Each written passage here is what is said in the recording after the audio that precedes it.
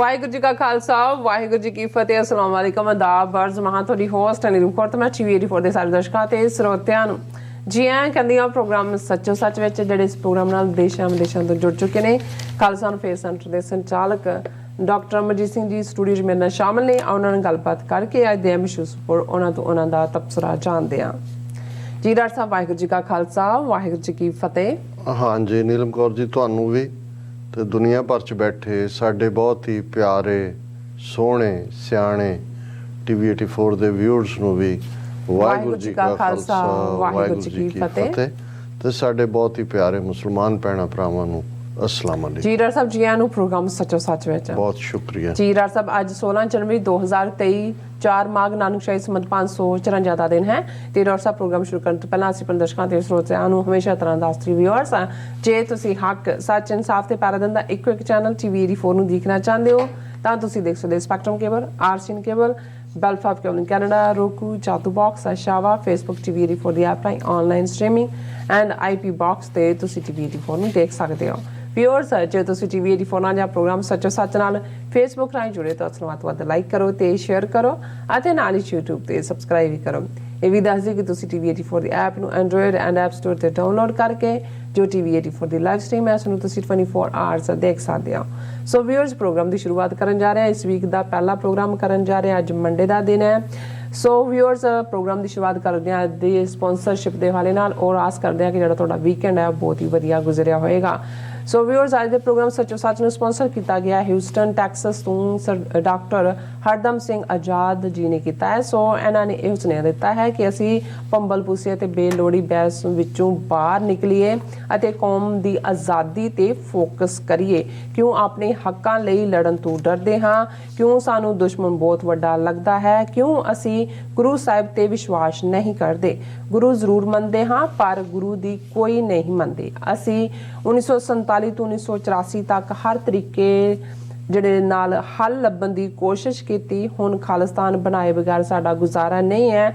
ਇਹ ਗੱਲ ਅਸੀਂ ਸਾਰੇ ਨਾ ਸਮਝੇ ਤਾਂ ਨੁਕਸਾਨ ਕਰਾਵਾਂਗੇ। ਸੋ ਅੱਜ ਦੀ ਸਪਾਂਸਰਸ਼ਿਪ ਲਈ ਅਸੀਂ ਡਾਕਟਰ ਹਰਦਮ ਸਿੰਘ ਆਜ਼ਾਦ ਜੀ ਹੋਰਾਂ ਦਾ ਤਹਿ ਦਿਲ ਤੋਂ ਧੰਨਵਾਦ ਕਰਦੇ ਹਾਂ। ਤੁਹਾਨੂੰ ਵੀ ਅਪੀਲ ਤੇ ਬੇਨਤੀ ਕਰਦੇ ਹਾਂ ਕਿ ਤੁਸੀਂ ਪ੍ਰੋਗਰਾਮ ਸੱਚੋ ਸੱਚ ਨੂੰ ਵੱਧ ਤੋਂ ਵੱਧ ਸਪਾਂਸਰ ਕਰੋ। ਸਪਾਂਸਰਸ਼ਿਪ ਲਈ ਤੁਸੀਂ ਸੰਪਰਕ ਕਰ ਸਕਦੇ ਸਾਡੇ ਫੋਨ ਨੰਬਰ ਤੇ 5166191984 ਸੇਮ ਨੰਬਰ ਤੇ WhatsApp ਕਰ ਸਕਦੇ ਹੋ। ਤੁਸੀਂ ਈਮੇਲ ਵੀ ਕਰ ਸਕਦੇ ਹੋ info@tv84.tv ਤੇ। ਸੋ व्यूअर्स ਪਹਿਲੇ ਸੈਗਮੈਂਟ ਦੇ ਵਿੱਚ ਗੱਲਬਾਤ ਕਰਨ ਜਾ ਰਹੇ ਹਾਂ ਕਿ ਅੱਜ ਅਮਰੀਕਾ ਵਿੱਚ ਫੈਡਰਲ ਹੌਲੀਡੇ ਹੈ।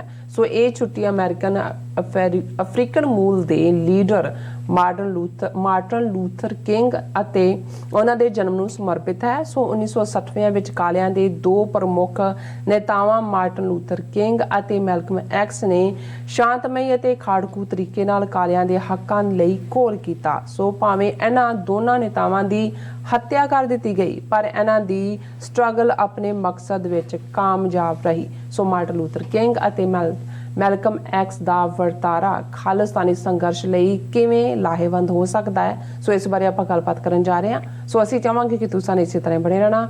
ਦੇਖਣ ਸੁਣਨ ਲਈ ਤੁਹਾਡਾ ਸਭ ਦਾ ਬਹੁਤ ਬਹੁਤ ਧੰਨਵਾਦ। ਜੀ ਡਾਕਟਰ ਸਾਹਿਬ ਕੀ ਵਿਚਾਰਾਂ ਨੇ?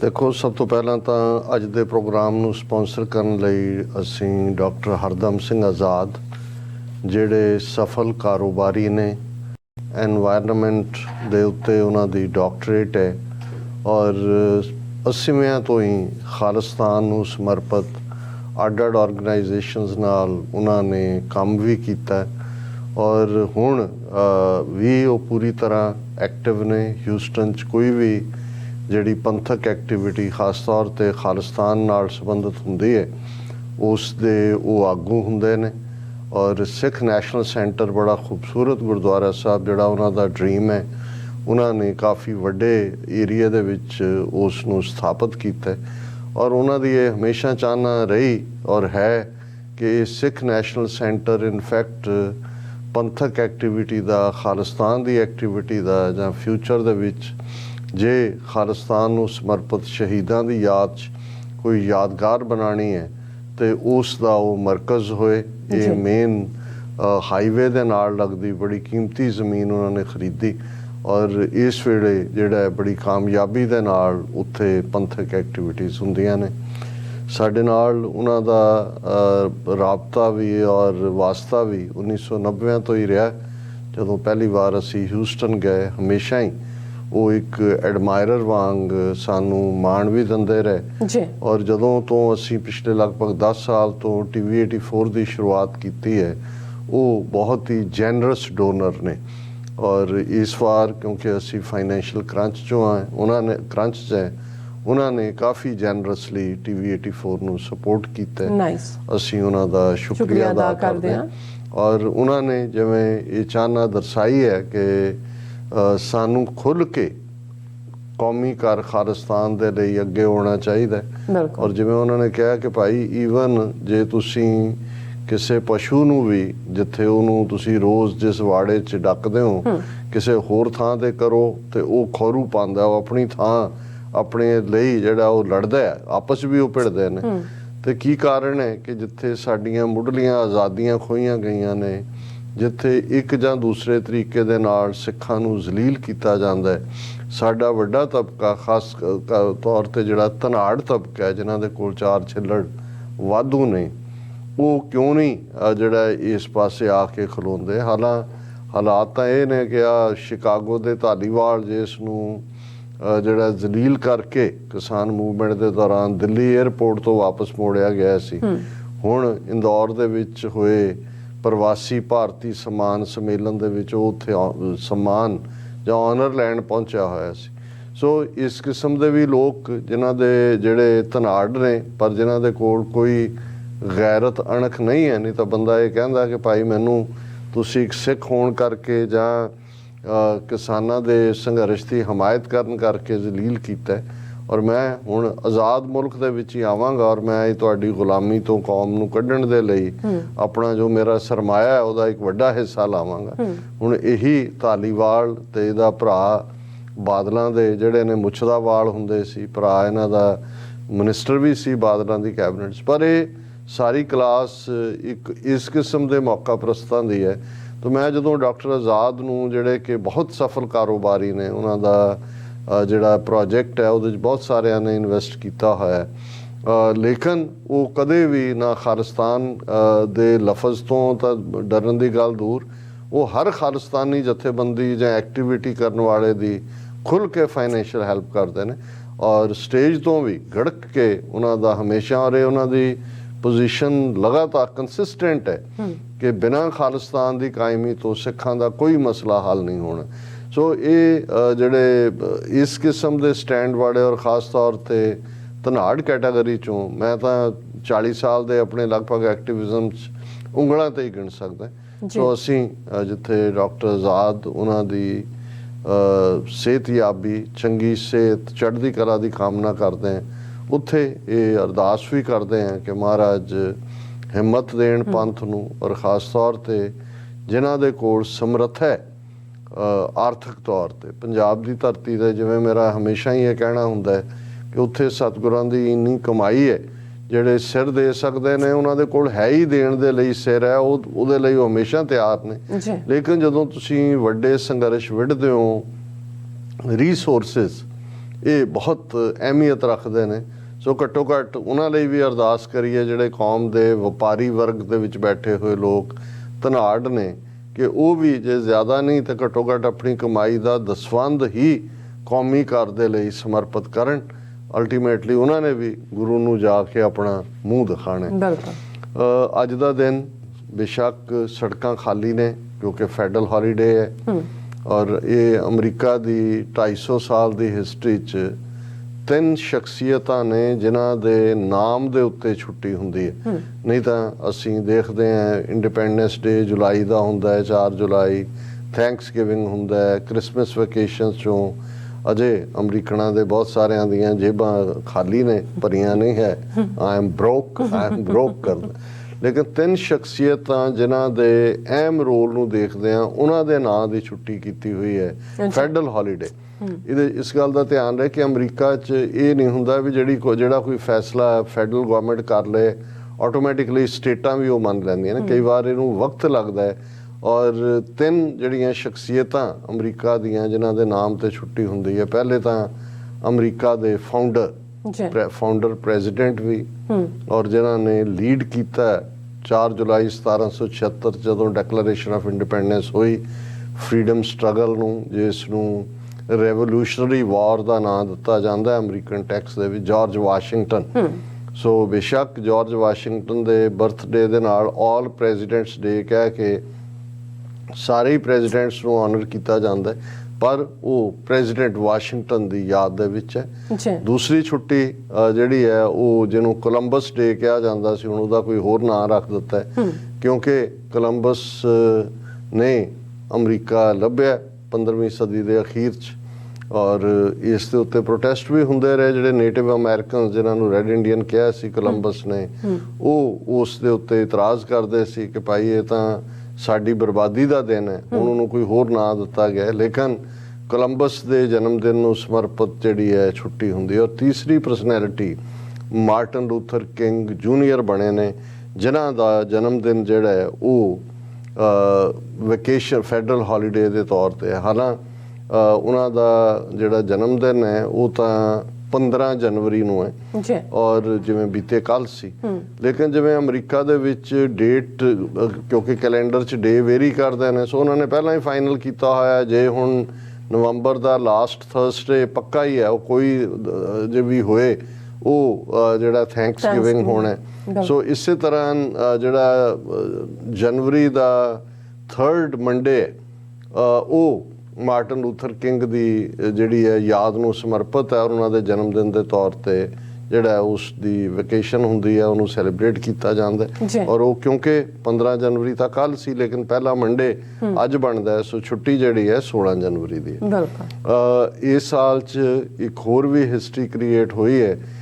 ਪ੍ਰੈਜ਼ੀਡੈਂਟ ਬਾਈਡਨ ਪਹਿਲੇ ਅਮਰੀਕਨ ਪ੍ਰੈਜ਼ੀਡੈਂਟ ਬਣੇ ਨੇ ਜਿਨ੍ਹਾਂ ਨੇ ਐਟਲਾਂਟਾ ਜਾਰਜੀਆ ਦੇ ਵਿੱਚ, ਜਿੱਥੇ ਕਿਉਂਕਿ ਇਸ ਗੱਲ ਦਾ ਧਿਆਨ ਰਹੇ ਕਿ ਮਾਰਟਨ ਲੂਥਰ ਕਿੰਗ ਡਾਕਟਰ ਸਨ, ਲੇਕਿਨ ਉਹਨਾਂ ਨੇ ਜਿਹੜਾ ਲਿਟਰੇਚਰ ਦੇ ਵਿੱਚ, ਪਰ ਉਹਨਾਂ ਨੇ ਆਪਣੀ ਜ਼ਿੰਦਗੀ ਉਹਨਾਂ ਨੂੰ ਰੈਵਰਡ ਕਰਕੇ ਵੀ ਯਾਦ ਕੀਤਾ ਜਾਂਦਾ ਹੈ, ਕਿਉਂਕਿ ਉਹ ਕ੍ਰਿਸਚੀਅਨਿਟੀ ਦੇ ਪ੍ਰੀਸਟ ਸੀ। ਆਪਣਾ ਐਟਲਾਂਟਾ ਦੇ ਵਿੱਚ ਉਹਨਾਂ ਦਾ ਚਰਚ ਜਿੱਥੇ ਉਹ ਪ੍ਰੀਚ ਵੀ ਕਰਦੇ ਸੀ, ਹੋਰ ਥਾਵਾਂ ਤੇ ਵੀ।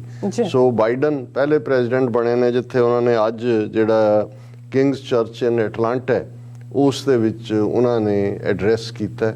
ਔਰ ਉੱਥੇ ਹੀ ਐਟਲਾਂਟਾ ਦੇ ਵਿੱਚ ਮਾਰਟਨ ਲੂਥਰ ਕਿੰਗ ਦੀ ਡਾਟਰ ਪੁੱਤਰੀ ਬਰਨਿਸ ਕਿੰਗ, ਉਹਨਾਂ ਨੇ ਦਾ ਕਿੰਗ ਸੈਂਟਰ ਇਨ ਐਟਲਾਂਟਾ ਦੇ ਵਿੱਚ ਜਿਹੜਾ ਉਹ ਅੱਜ ਐਡਰੈਸ ਵੀ ਕੀਤਾ।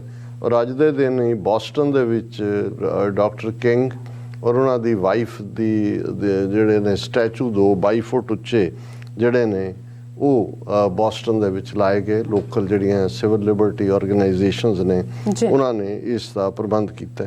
ਔਰ ਇਹ ਪ੍ਰੈਜ਼ੀਡੈਂਟ ਰੀਗਨ, ਹਾਲਾਂਕਿ ਰੋਨਾਲਡ ਰੀਗਨ ਰਿਪਬਲਿਕਨ ਸਨ, ਔਰ ਬਹੁਤ ਵਾਰ ਜਦੋਂ ਅਸੀਂ ਅਫਰੀਕਨ ਅਮਰੀਕਨ ਜਾਂ ਕਾਲਿਆਂ ਦੇ ਦੌਰ ਨੂੰ ਦੇਖਦੇ ਤੇ ਉਹਨਾਂ 'ਚੋਂ 90% ਜਿਹੜੇ ਨੇ ਉਹ ਡੈਮੋਕ੍ਰੈਟ ਹੁੰਦੇ ਨੇ। ਲੇਕਿਨ ਮਾਰਟਨ ਲੂਥਰ ਕਿੰਗ ਦੇ ਜਨਮ ਦਿਨ ਨੂੰ as a federal holiday declare ਕਰਨ ਦਾ ਮਾਣ ਪ੍ਰੈਜ਼ੀਡੈਂਟ ਰੋਨਾਲਡ ਰੀਗਨ ਨੂੰ ਜਾਂਦਾ ਹੈ। ਔਰ 1983 'ਚ ਉਹਨਾਂ ਨੇ ਛੁੱਟੀ ਕੀਤੀ ਸੀ, ਲੇਕਿਨ 1986 'ਚ ਪਹਿਲੀ ਵਾਰ ਇਸ ਨੂੰ ਫੈਡਰਲ ਲੈਵਲ ਦੇ ਉੱਤੇ ਮਨਾਇਆ ਗਿਆ।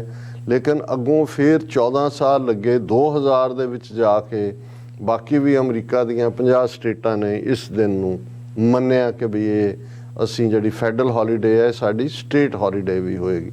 ਹੁਣ ਮਾਰਟਨ ਲੂਥਰ ਕਿੰਗ ਇੱਕ ਬਹੁਤ ਵੱਡਾ ਨਾਂ ਹੈ, ਔਰ ਨਾਲ ਦੀ ਨਾਲ ਜਿਹੜੇ ਥੋੜ੍ਹੇ ਬਹੁਤ ਇਤਿਹਾਸ ਦੇ ਵਾਕਫ ਨੇ, ਜਿਸ ਦੌਰ 'ਚ ਮਾਰਟਨ ਲੂਥਰ ਕਿੰਗ ਕਾਲਿਆਂ ਦੇ ਹੱਕਾਂ ਲਈ ਨਹੀਂ, ਜੇ ਅੱਜ ਕਹਿਣਾ ਹੋਏ, ਮੈਂ ਬਹੁਤ ਵਾਰ ਆਪਣੇ ਲੋਕਾਂ ਨੂੰ ਇਸ ਗੱਲ ਦੇ ਲਈ ਕੋਸਦਾ ਵੀ ਹਾਂ ਕਿ ਅਸੀਂ ਵੀ ਕਾਲਿਆਂ ਪ੍ਰਤੀ ਨਸਲਵਾਦ ਵਾਲਾ ਵਰਤਾਰਾ ਹੀ ਰੱਖਦੇ ਹਾਂ। ਬਹੁਤ ਵਾਰ ਅਸੀਂ ਤਾਂ ਗੋਰਿਆਂ ਨੂੰ ਰੇਸਿਸਟ ਕਹਿੰਦੇ ਹਾਂ, ਵੈਸੇ ਤਾਂ ਜਿਸ ਸੁਸਾਇਟੀ 'ਚੋਂ ਅਸੀਂ ਆਏ ਹਾਂ ਉੱਥੇ ਵੀ ਸਾਡੇ ਮਨਾਂ ਦੇ ਵਿੱਚ, ਦਿਮਾਗਾਂ ਦੇ ਵਿੱਚ ਬ੍ਰਾਹਮਣ ਦਾ ਇੰਨਾ ਕੁ ਇੰਪੈਕਟ ਹੈ ਕਿ ਜ਼ਾਤ ਪਾਤ ਆਪਣੇ ਆਪ 'ਚ ਹੀ ਵਰਸਟ ਰੇਸਿਜ਼ਮ ਹੈ ਹਿਊਮਨ ਹਿਸਟਰੀ ਦਾ। ਔਰ ਅਸੀਂ ਜਿਵੇਂ ਦਲਿਤ ਭਾਈਚਾਰੇ ਨੂੰ ਜਾਂ ਜਿਹੜੇ ਡਾਊਨ ਟਰੋਡਨ ਔਰ ਦੂਸਰੇ ਨੇ ਉਹਨਾਂ ਪ੍ਰਤੀ ਜੋ ਸਾਡਾ ਨਜ਼ਰੀਆ ਉਹ ਕਿਸੇ ਵੇਰਵੇ ਦਾ ਮੁਹਤਾਜ ਨਹੀਂ ਹੈ। ਸੋ ਉਹੀ ਨਸਲ ਪ੍ਰਸਤੀ ਜਿਹੜੀ ਕਿਤੇ ਨਾ ਕਿਤੇ ਸਾਡੇ ਅੰਦਰ ਵੜੀ ਹੋਈ ਹੈ। ਅਸੀਂ ਬਹੁਤ ਵਾਰ, ਸਾਡੇ ਬਹੁਤੇ ਲੋਕ ਜਿਹੜੇ ਥੋੜ੍ਹੇ ਬਹੁਤ ਪੈਸੇ ਵੀ ਕਮਾਉਣ ਦੇ ਸਮਰੱਥ ਹੋਏ ਨੇ, ਉਹ ਕਾਲਿਆਂ ਦੇ ਨੇਬਰਹੁੱਡ 'ਚ ਕੰਮ ਕਰਦੇ ਨੇ, ਜਾਂ ਕਿਉਂਕਿ ਉੱਥੇ ਸਸਤੇ ਮਿਲ ਜਾਂਦੇ ਨੇ ਬਿਜ਼ਨਸ, ਸਟੋਰਸ ਦੂਜੇ ਤੀਜੇ, ਪਰ ਸਾਡੀ ਅਪਰੋਚ ਜੈਨਰਲਾਈਜ਼ ਕਰਨ ਵਾਲੀ ਹੁੰਦੀ ਹੈ। ਜਿਵੇਂ ਬਹੁਤ ਵਾਰ ਜਦੋਂ ਅਸੀਂ ਆਪਣੀ ਸ਼ਿਕਾਇਤ ਕਰਦੇ ਹਾਂ ਕਿ ਜੀ ਇੰਡੀਅਨ ਗਵਰਨਮੈਂਟ ਨੇ ਸਾਨੂੰ 10 ਅਕਤੂਬਰ 1947 ਨੂੰ ਕ੍ਰਿਮੀਨਲ ਟ੍ਰਾਈਬ ਐਲਾਨ ਦਿੱਤਾ ਕਿ ਭਾਈ ਅਸੀਂ ਜਰਾਇਮ ਪੇਸ਼ਾ ਕਬੀਲਾ ਔਰ ਕਾਨੂੰਨ ਮੰਨਣ ਵਾਲੇ ਹਿੰਦੂਆਂ ਲਈ ਖਤਰਾ ਹੈ। ਹੁਣ ਇਹ ਕਿਸੇ ਵੀ ਸਿਚੁਏਸ਼ਨ ਨੂੰ ਜਾਂ ਕਮਿਊਨਿਟੀ ਨੂੰ ਜੈਨਰਲਾਈਜ਼ ਕਰਕੇ ਕਹਿਣਾ, ਔਰ ਮੈਂ ਤਾਂ ਬਹੁਤ ਵਾਰ ਕਈ ਵਾਰ ਆਰਗੂਮੈਂਟ ਵੀ ਹੁੰਦਾ ਆਪਣਿਆਂ ਦੇ ਨਾਲ, ਜਦੋਂ ਕਾਲਿਆਂ ਬਾਰੇ ਇਸ ਕਿਸਮ ਦਾ ਕਮੈਂਟ ਉਹ ਕਰਦੇ ਨੇ ਤਾਂ ਮੈਨੂੰ ਇਹ ਲੱਗ ਰਿਹਾ ਹੁੰਦਾ ਕਿ ਭਾਈ ਇਹ ਜੇ ਸਾਨੂੰ ਇੰਨਾ ਦੁੱਖ ਹੈ, ਇਹ 75 ਸਾਲ ਬੀਤਣ ਬਾਅਦ ਵੀ ਅਸੀਂ ਇਸ ਗੱਲ ਨੂੰ ਛੱਡਿਆ ਨਹੀਂ ਹੈ ਕਿ ਵੀ ਸਾਨੂੰ ਤਾਂ ਇਹਨਾਂ ਨੇ ਉਦੋਂ ਕ੍ਰਿਮੀਨਲ ਟ੍ਰਾਈਬ ਐਲਾਨਿਆ ਸੀ, ਤਾਂ ਅਸੀਂ ਕਾਲਿਆਂ ਪ੍ਰਤੀ ਕਿਸ ਕਿਸਮ ਦੀ ਸ਼ਬਦਾਵਲੀ ਇਸਤੇਮਾਲ ਕਰਦੇ ਹਾਂ। ਔਰ ਇਹੀ ਲੇਕਿਨ ਇਹ ਵੀ ਕਿ ਜਿਹੜੇ ਅੱਜ ਬਹੁਤ ਸਾਰੇ ਜੇ 1 ਮਿਲੀਅਨ ਸਿੱਖ ਇੱਥੇ ਰਹਿੰਦੇ ਨੇ ਅਮਰੀਕਾ ਦੇ ਵਿੱਚ, ਤੇ ਇਹ ਮਾਰਟਨ ਲੂਥਰ ਕਿੰਗ ਔਰ ਮੈਲਕਮ ਐਕਸ ਦੀ ਬਦੌਲਤ ਹੈ।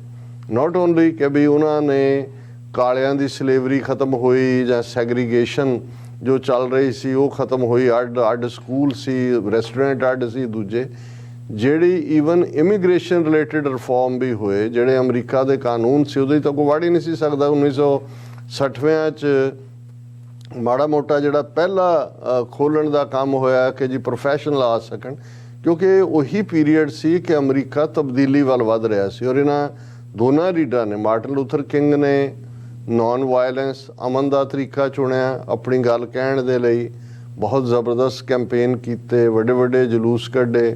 ਔਰ ਇਸ ਦਾ ਜੇ ਅਸੀਂ ਇਸ ਮੂਵਮੈਂਟ ਦੀ ਸ਼ੁਰੂਆਤ ਦੀ ਗੱਲ ਕਰਨੀ ਹੋਏ ਤਾਂ ਐਲਾਬਾਮਾ ਦੇ ਵਿੱਚ ਇੱਕ ਰੋਜ਼ਾ ਪਾਕ ਨਾਂ ਦੀ ਕਾਲੀ ਬੀਬੀ ਜਿਸ ਦੀ ਪਿੱਛੇ ਹੀ ਡੈਥ ਹੋਈ ਹੈ, ਕਿਉਂਕਿ ਇਹ ਅੱਜ ਅਸੀਂ ਜਦੋਂ ਗੱਲ ਕਰ ਰਹੇ ਹਾਂ 2023 ਦੇ ਵਿੱਚ, ਅਸੀਂ ਇਮੈਜਿਨ ਵੀ ਨਹੀਂ ਕਰ ਸਕਦੇ ਕਿ ਲਗਭਗ 60 ਸਾਲ ਪਹਿਲਾਂ ਅਮਰੀਕਾ ਦੇ ਵਿੱਚ ਜਿਹੜੀਆਂ ਬੱਸਾਂ ਨੇ ਉਹਨਾਂ ਦੇ ਵਿੱਚ ਵੀ ਕਾਲਿਆਂ ਦੇ ਬਹਿਣ ਲਈ ਪਿੱਛੇ 2-3 ਸੀਟਾਂ ਰੱਖੀਆਂ ਹੁੰਦੀਆਂ ਸੀ, ਬਾਕੀਆਂ 'ਚੋਂ ਬਹਿ ਨਹੀਂ ਸੀ ਸਕਦੇ। ਔਰ ਉਹਦਾ ਵੀ ਅਨਰਿਟਨ ਰੂਲ ਇਹ ਸੀ ਕਿ ਜੇ ਕਾਲਾ ਜਾਂ ਕਾਲੀ ਬੈਠੇ ਨੇ ਤੇ ਕੋਈ ਗੋਰਾ ਆ ਗਿਆ ਤਾਂ ਉਹਨੂੰ ਆਪਣੀ ਸੀਟ ਉਹਦੇ ਲਈ ਛੱਡਣੀ ਪੈਂਦੀ ਸੀ। ਔਰ ਐਲਾਬਾਮਾ ਦੇ ਵਿੱਚ ਰੋਜ਼ਾ ਪਾਕ ਨਾਂ ਦੀ ਬੀਬੀ ਨੇ ਜਿਹੜੀ ਬੈਠੀ ਸੀ, ਜਦੋਂ ਗੋਰਾ ਆਇਆ ਉਹਨੇ ਛੱਡਣ ਤੋਂ ਨਾ ਕਰ ਦਿੱਤੀ ਸੀਟ। ਇੱਥੋਂ ਟ੍ਰਿਗਰ ਹੋਇਆ, ਚੱਲਦਾ ਰਿਹਾ ਸੀ ਬਹੁਤ ਕੁਛ ਕਿ ਭਾਈ ਇੱਥੇ ਕੀ ਚੱਲ ਰਿਹਾ, ਕਾਲਿਆਂ ਦੇ ਬੱਚੇ ਸਕੂਲਾਂ 'ਚ ਨਹੀਂ ਸੀ ਜਾ ਸਕਦੇ, ਉਹਨਾਂ ਦੇ ਨਾਲ ਰੈਸਟੋਰੈਂਟਾਂ 'ਚ ਨਹੀਂ ਸੀ, ਘਰ ਨਹੀਂ ਸੀ ਖਰੀਦ ਸਕਦੇ ਨੇਬਰਹੁੱਡ 'ਚ, ਉਹਨੂੰ ਸੈਗਰੀਗੇਸ਼ਨ ਕਿਹਾ ਜਾਂਦਾ ਸੀ। ਔਰ ਇਹ ਰੋਜ਼ਾ ਪਾਕ ਦੀ ਸ਼ੁਰੂਆਤ, ਲੇਕਿਨ ਇਹਦੇ 'ਚ ਇੱਕ ਪੈਰਲਲ 2 ਮੂਵਮੈਂਟਸ ਰਨ ਹੁੰਦੀਆਂ ਨੇ। ਇੱਕ ਪਾਸੇ ਮਾਰਟਨ ਲੂਥਰ ਕਿੰਗ ਜਿਹੜਾ ਪੀਸਫੁਲ ਤਰੀਕੇ ਦੇ ਨਾਲ ਐਜੀਟੇਟ ਕਰਦਾ, ਔਰ ਉਸ ਦੀ ਕਲਮੀਨੇਸ਼ਨ ਫਾਈਨਲੀ ਜਿਹਨੂੰ ਅੱਜ ਵੀ ਜੇ ਮਾਰਟਨ ਲੂਥਰ ਕਿੰਗ ਦੇ ਉੱਤੇ ਤੁਸੀਂ ਰਿਸਰਚ ਜਾਂ ਸਰਚ ਕਰੋ ਤਾਂ ਫਿਰ ਉਸ ਦੀ ਸਪੀਚ ਵਾਸ਼ਿੰਗਟਨ DC ਦੇ ਵਿੱਚ ਲੱਖਾਂ ਲੋਕਾਂ ਦੀ ਹਾਜ਼ਰੀ ਦੇ ਵਿੱਚ, ਆਈ ਹੈਵ ਏ ਡ੍ਰੀਮ, ਔਰ ਉਹ ਡ੍ਰੀਮ ਅੱਜ ਨਾ ਸਿਰਫ ਅਮਰੀਕਾ ਦੇ ਵਿੱਚ ਸਾਡੇ ਸਭ ਦਾ ਡ੍ਰੀਮ ਬਣਿਆ ਜਾਂ ਬਾਹਰਲੇ ਵੀ ਮੁਲਕਾਂ ਦੇ ਇਮੀਗ੍ਰੈਂਟਸ ਦੇ ਲਈ ਪੋਸੀਬਲ ਹੋ ਸਕਿਆ। ਰਾਦਰ ਉਸ ਡ੍ਰੀਮ ਦੀ ਕਲਮੀਨੇਸ਼ਨ ਕਿਹਾ ਜਾ ਸਕਦਾ ਹੈ ਕਿ ਜਦੋਂ ਬਰਾਕ ਹੁਸੈਨ ਓਬਾਮਾ ਇੱਕ ਅਫਰੀਕਨ ਅਮਰੀਕਨ ਵਾਈਟ ਹਾਊਸ ਦੇ ਵਿੱਚ ਪਹੁੰਚਦਾ ਹੈ, ਪ੍ਰੈਜ਼ੀਡੈਂਟ ਬਣਦਾ। ਲੇਕਿਨ ਉਸ ਤੋਂ ਪਹਿਲਾਂ ਜਿਵੇਂ ਫਿਰ 1960ਵਿਆਂ ਦੇ ਵਿੱਚ ਤਬਦੀਲੀ ਦਾ ਦੌਰ ਚੱਲਦਾ ਹੈ, ਔਰ ਇਹ ਉਹੀ ਪੀਰੀਅਡ ਹੈ ਜਦੋਂ ਤੁਸੀਂ 1960ਵਿਆਂ ਦਾ ਦੌਰ ਦੇਖਦੇ ਹੋ ਕਿ 3 ਜਿਹੜੇ ਵੱਡੇ ਚੈਲੰਜਸ ਉਸ ਵੇਲੇ ਆਮ ਸੁਸਾਇਟੀ ਨੂੰ, ਲੇਕਿਨ ਜਿਹੜੇ ਕਾਲਿਆਂ ਨੂੰ ਔਰ ਜਿਹੜੀਆਂ ਮਾਈਨੋਰਟੀਜ਼ ਨੇ ਉਹਨਾਂ ਦੇ ਵਿੱਚ ਜ਼ਾਹਰ ਹੈ ਸਪੈਨਿਸ਼ ਜਾਂ ਹਿਸਪੈਨਿਕ ਮੂਲ ਦੇ ਲੋਕ ਵੀ ਆ ਜਾਂਦੇ ਨੇ। ਉਹ ਸਭ ਤੋਂ ਵੱਡਾ ਤਾਂ ਇਹ ਕਾਲਿਆਂ ਦੇ ਲਈ ਵੱਡਾ ਚੈਲੰਜ ਸੈਗਰੀਗੇਸ਼ਨ ਸੀ, ਨਸਲੀ ਨਫ਼ਰਤ, ਉਹਨਾਂ ਦਾ ਅੱਡ ਸਕੂਲਾਂ, ਰੈਸਟੋਰੈਂਟਾਂ ਦੂਜਿਆਂ 'ਚ। ਔਰ ਮੈਂ ਐਲਾਬਾਮਾ ਰੋਜ਼ਾ ਪਾਰਕ ਦੀ ਘਟਨਾ ਦਾ ਜ਼ਿਕਰ ਕੀਤਾ ਜੀ। ਦੂਸਰਾ, ਉਸ ਵੇਲੇ ਵੀਅਤਨਾਮ ਵਾਰ ਦੇ ਵਿੱਚ ਅਮਰੀਕਾ ਫਸਿਆ ਹੋਇਆ ਸੀ, ਬਹੁਤ ਨੁਕਸਾਨ ਹੋ ਰਿਹਾ ਸੀ। ਔਰ ਡਰਾਫਟਿੰਗ ਕਿ ਹਰ 18 ਸਾਲ ਤੋਂ ਵੱਡੀ ਉਮਰ ਦਾ ਜਿਹੜਾ ਵੀ 18 ਸਾਲ ਪੂਰੇ ਹੋ ਗਏ ਉਹ ਫੌਜ ਦੇ ਲਈ ਉਹਨੂੰ ਭੇਜਿਆ ਹੀ ਜਾਂਦਾ ਸੀ, ਉਹ ਆਪਣੇ ਆਪ ਨੂੰ ਰਜਿਸਟਰ ਕਰਾਉਣਾ ਪੈਂਦਾ ਸੀ।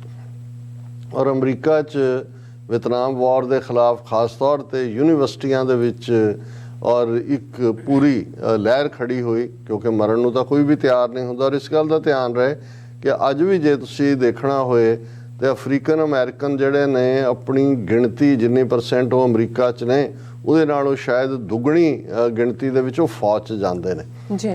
ਇਸ ਲਈ ਨਹੀਂ ਕਿ ਵੀ ਉਹ ਸ਼ਾਇਦ ਮਰਨਾ ਚਾਹੁੰਦੇ ਨੇ ਜਾਂ ਦੂਜਾ, ਕਿਉਂਕਿ ਜਦੋਂ ਗਰੀਬੀ ਹੁੰਦੀ ਹੈ, ਜੇ ਅਸੀਂ ਆਪਣਿਆਂ ਵੱਲ ਵੀ ਦੇਖੀਏ, ਹੁਣ ਕਈ ਵਾਰ ਸਾਡੇ ਕਈ ਕਹਿਣਗੇ ਜੀ ਤੁਸੀਂ ਇਹ ਅਪੀਲ ਕਿਉਂ ਨਹੀਂ ਕਰਦੇ ਕਿ ਸਿੱਖ ਭਾਰਤੀ ਫੌਜ ਦੇ ਵਿੱਚ ਨਾ ਜਾਣ, ਜਾਂ ਅੰਗਰੇਜ਼ਾਂ ਦੇ ਵੇਲੇ ਸਿੱਖ ਫੌਜ ਕਿਉਂ ਗਏ।